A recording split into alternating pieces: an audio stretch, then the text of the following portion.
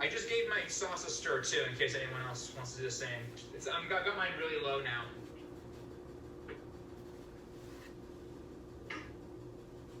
With the other hand just like spin it? Linglong, you're up. Spin it? Right. The other hand?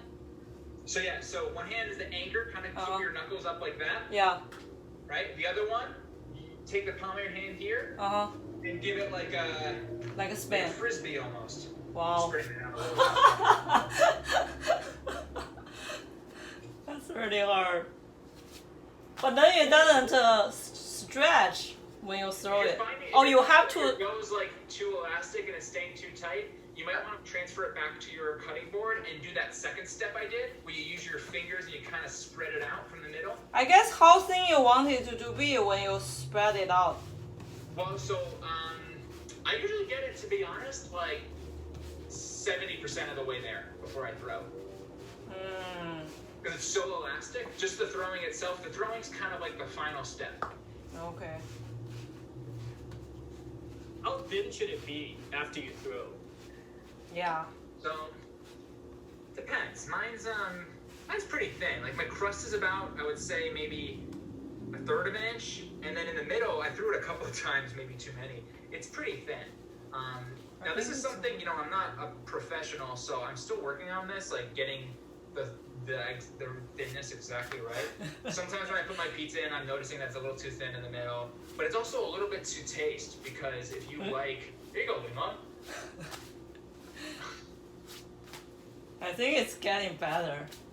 Yeah, there you after go. a few throws. There you go, Linglong. It's pretty good. Yeah.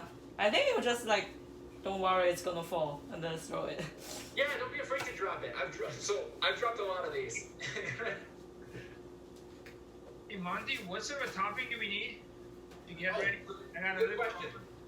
So this is where you guys can really be creative. I think some of you might have even bought other ingredients. I'm making 2 tonight.